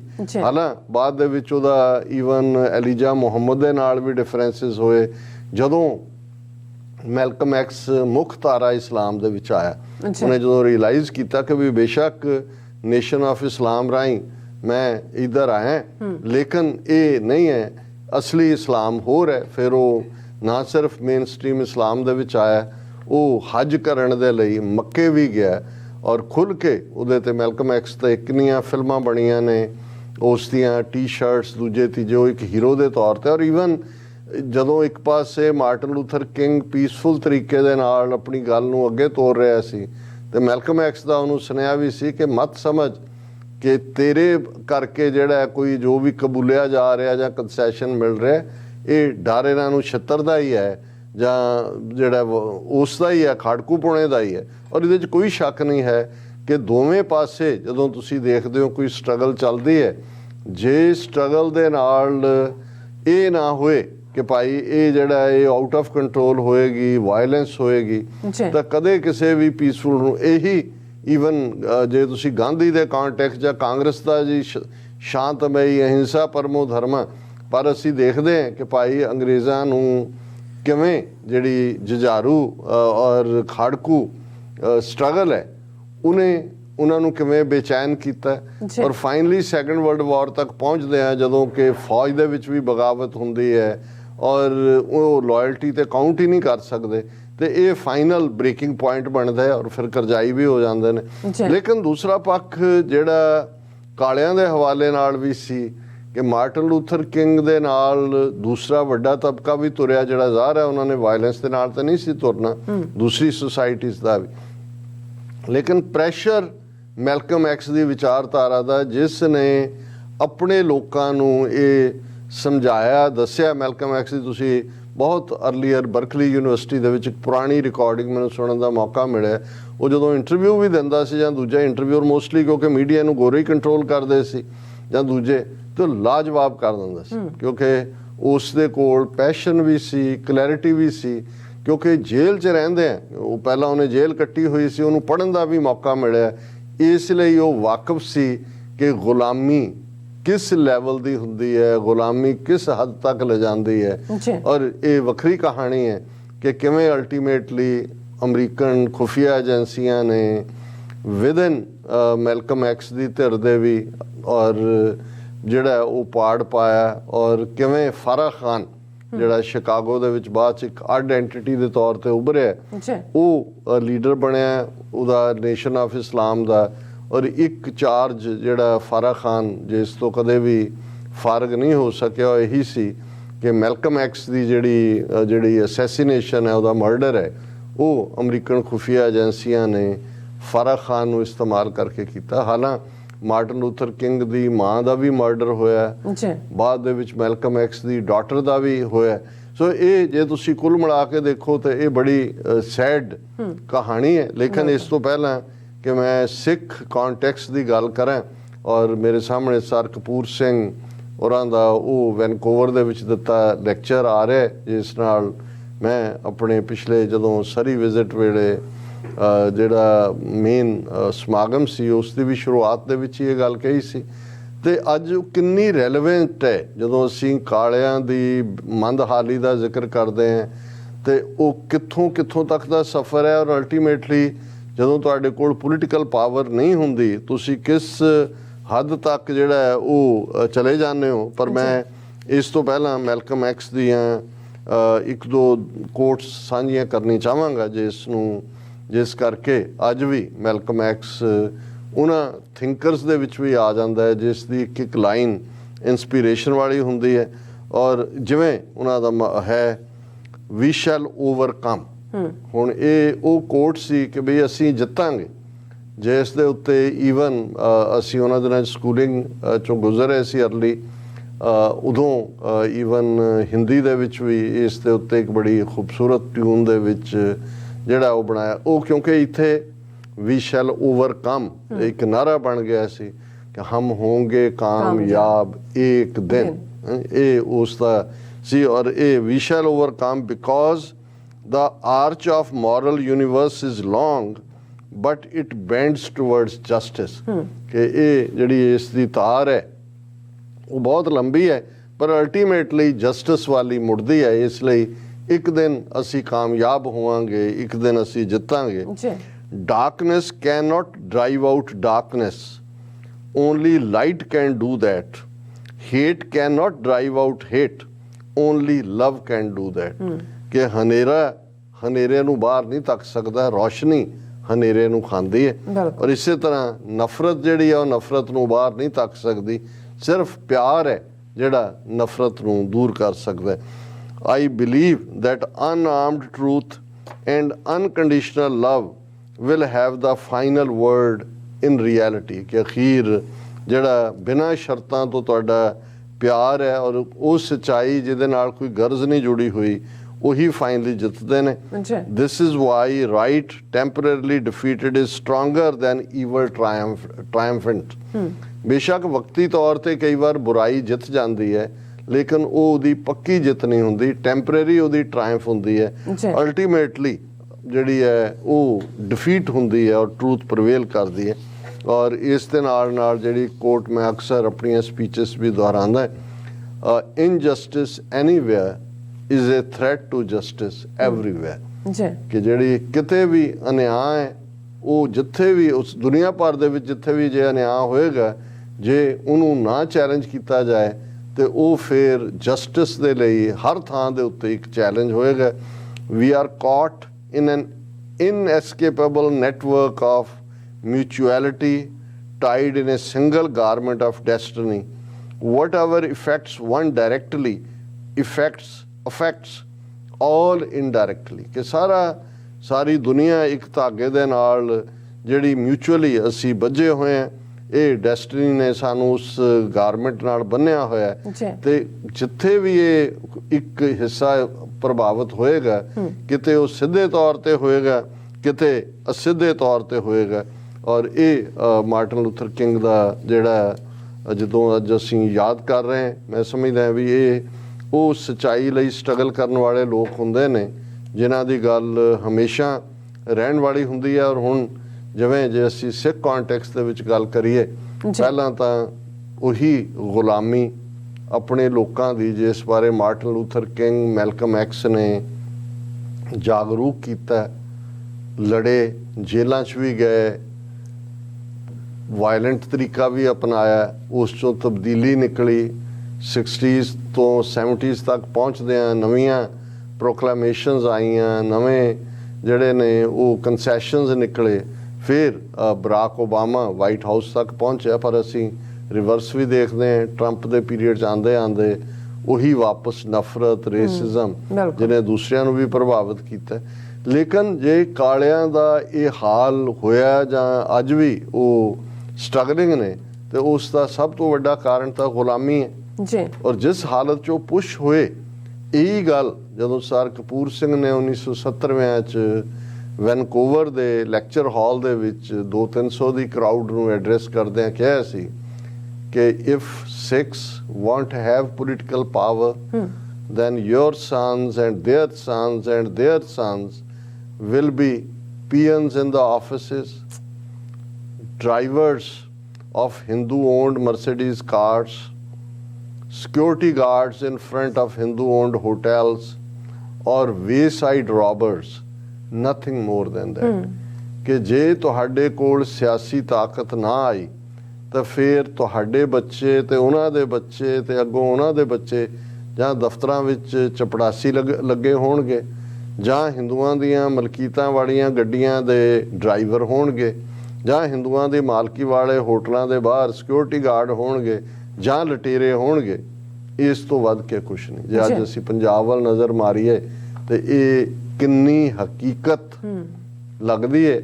ਇਹ ਜਦੋਂ ਉਹਨਾਂ ਨੇ 1970 ਚ ਕਿਹਾ, ਉਦੋਂ ਨਾ ਜੇ ਪਿੰਡਾਂ ਵਾਲੇ ਸੀਨ ਤੇ ਸੀ, ਨਾ ਜੇ ਡਾਇਰੈਕਟ ਜੈਨੋਸਾਈਡਲ ਵਾਰ ਜਿਹੜੀ ਇੱਕ ਤੋਂ ਬਾਅਦ ਇੱਕ ਉਹਨਾਂ ਨੇ ਉਹ ਵਾਪਰਿਆ ਸੀ। ਇਹ ਉਹਨਾਂ ਨੇ ਦੱਸ ਦਿੱਤਾ ਸੀ ਕਿ ਭਾਈ ਲੜੋ ਆਪਣੇ ਹੱਕਾਂ ਲਈ, ਆਜ਼ਾਦੀ ਲਓ, ਨਹੀਂ ਤਾਂ ਤੁਹਾਡਾ ਇਹ ਹਾਲ ਹੋਏਗਾ। ਅੱਜ ਉਸ ਸਾਰੇ ਦੇ ਨਾਲ ਜਿਹੜੀ ਗੱਲ ਸਰ ਸਾਹਿਬ ਨੇ ਨਹੀਂ ਸੀ ਕਹੀ, ਮਾਸ ਮਾਈਗ੍ਰੇਸ਼ਨ, ਬਿਲਕੁਲ ਜਦੋਂ 50-50 ਹਜ਼ਾਰ ਤੋਂ 1-1 lakh young man woman Punjab ਦੀ ਧਰਤੀ ਨੂੰ ਛੱਡ ਰਿਹਾ ਤੇ ਕਿਵੇਂ ਡੈਮੋਗ੍ਰਾਫੀ ਬਦਲੀ ਜਾ ਰਹੀ ਹੈ, ਕਿਸ ਤਰੀਕੇ ਦੇ ਨਾਲ, ਇਹ ਅਲਟੀਮੇਟਲੀ ਗੁਲਾਮੀ ਹੁੰਦੀ। ਔਰ ਅੱਜ ਵੀ ਇਹ ਇਸ ਗੱਲ ਤੇ ਬਹਿਸ ਕਰਨੀ, ਇੱਕ ਅੱਧਾ ਉਹ ਗੀਤਕਾਰ ਜਿਨ੍ਹਾਂ ਨੇ ਸਾਰੀ ਉਮਰ ਹਥਿਆਰਾਂ ਦੇ ਗੀਤ ਗਾ ਕੇ ਖੁਦ ਪੈਸੇ ਬਣਾਏ ਹੁੰਦੇ ਨੇ ਜਾਂ ਹੋਏ ਨੇ, ਉਹ ਕਹਿਣ ਜੀ ਨਹੀਂ ਇਹ ਛੱਡੋ ਹਥਿਆਰਾਂ ਦੀ ਗੱਲ, ਕਿਤਾਬਾਂ ਪੜ੍ਹੋ, ਲੰਗਰ ਲਾਓ। ਜਾਂ ਕੋਈ ਇਹ ਕਹਿ ਕੇ ਜੀ ਨਹੀਂ ਇਹ ਪੀਸਫੁਲ ਤਰੀਕੇ ਦੇ ਨਾਲ ਸਟਰਗਲ ਦਾ ਕੋਈ ਫਾਇਦਾ ਨਹੀਂ, ਚੱਕੋ ਹਥਿਆਰ ਸਿੱਧੇ। ਮੈਂ ਸਮਝਦਾ ਮੈਂ ਉਹਨਾਂ ਦੇ ਲਈ ਇਹ ਜਿਹੜੀ ਅਮਰੀਕਾ ਦੀ ਸਟਰਗਲ ਹੈ 1960 ਦੀ, ਜਿਹਦੇ ਚ ਮਾਰਟਨ ਲੂਥਰ ਕਿੰਗ ਔਰ ਮੈਲਕਮ ਐਕਸ ਦੋਨੋਂ ਹੀ ਆਪਣਾ ਰੋਲ ਅਦਾ ਕਰ ਰਹੇ ਨੇ। ਜੇ ਮੈਲਕਮ ਐਕਸ ਦਾ ਦਬਾਅ ਨਾ ਹੁੰਦਾ ਤੇ ਜੋ ਮਾਰਟਨ ਲੂਥਰ ਕਿੰਗ ਰਾਹੀਂ ਉਸ ਐਜੀਟੇਸ਼ਨ ਰਾਹੀਂ ਜੋ ਹਾਸਲ ਹੋਇਆ ਉਹ ਕਦੇ ਵੀ ਨਾ ਹੋ ਸਕਦਾ। ਤੇ ਇਹ ਇਸ ਦਾ ਸਿੱਖ ਕੰਟੈਕਸਟ। ਜੀ ਡਾਕਟਰ ਸਾਹਿਬ, ਤੁਹਾਡਾ ਬਹੁਤ ਬਹੁਤ ਸ਼ੁਕਰੀਆ। ਸੱਤ ਲੈਣੇ ਬ੍ਰੇਕ ਔਰ ਬ੍ਰੇਕ ਤੇ ਜਾਣ ਤੋਂ ਪਹਿਲਾਂ ਅਸੀਂ ਦਰਸ਼ਕਾਂ ਤੇ ਸਰੋਤਿਆਂ ਨੂੰ ਅਪੀਲ ਤੇ ਬੇਨਤੀ ਕਰਦੀ ਵਿਊਅਰਸ ਆ, ਜਿਸ ਤਰ੍ਹਾਂ ਕਿ ਤੁਸੀਂ ਜਾਣਦੇ ਹੋ ਕਿ TV 84 ਇੱਕ ਪੰਥਕ ਚੈਨਲ ਹੈ। TV 84 ਦੀ ਚੜ੍ਹਦੀ ਕਲਾ ਲਈ ਵੱਧ ਤੋਂ ਵੱਧ ਡੋਨੇਟ ਕਰੋ। ਡੋਨੇਟ ਕਰਨ ਲਈ ਸਾਡੀ ਵੈਬਸਾਈਟ TV84.tv ਤੇ ਜਾ ਕੇ ਪੇਪਲ ਦੀ ਵਰਤੋਂ ਕਰਕੇ ਵਨ ਟਾਈਮ ਡੋਨੇਟ ਕਰ ਸਕਦੇ ਹੋ, ਮੰਥਲੀ ਡੋਨੇਟ ਵੀ ਕਰ ਸਕਦੇ ਹੋ। ਤੁਸੀਂ TV 84 ਦੇ ਨਾਮ ਤੇ ਚੈੱਕ ਬਣਾ ਕੇ ਸਾਨੂੰ ਮੇਲ ਵੀ ਕਰ ਸਕਦੇ ਹੋ ਸਾਡੇ ਇਸ ਪਤੇ ਤੇ 36-01 37th Avenue, Long Island City, New York 11101 USA, ਜਾਂ ਫਿਰ ਤੁਸੀਂ ਸਾਨੂੰ ਫੋਨ ਰਾਹੀਂ ਵੀ ਸੰਪਰਕ ਕਰ ਸਕਦੇ ਹੋ ਸਾਡੇ ਫੋਨ ਨੰਬਰ ਤੇ 5166191984। ਸੇਮ ਨੰਬਰ ਤੇ WhatsApp ਕਰ ਸਕਦੇ ਹੋ। ਤੁਸੀਂ ਸਾਨੂੰ ਈਮੇਲ ਵੀ ਕਰ ਸਕਦੇ ਹੋ info@tv84.tv ਤੇ। ਅਸੀਂ ਤੁਹਾਡੇ ਤਹਿ ਦਿਲ ਤੋਂ ਸ਼ੁਕਰਗੁਜ਼ਾਰ ਹੋਵਾਂਗੇ। ਸੋ ਲੈਣੇ ਬ੍ਰੇਕ ਵਿਊਅਰਸ, ਤੁਸੀਂ ਸਾਨੂੰ ਇਸੇ ਤਰ੍ਹਾਂ ਬਣੇ ਰਹਿਣਾ। ਮਿਲਦੇ ਹਾਂ ਛੋਟੇ ਜਿਹੇ ਵਕਫੇ ਤੋਂ ਬਾਅਦ।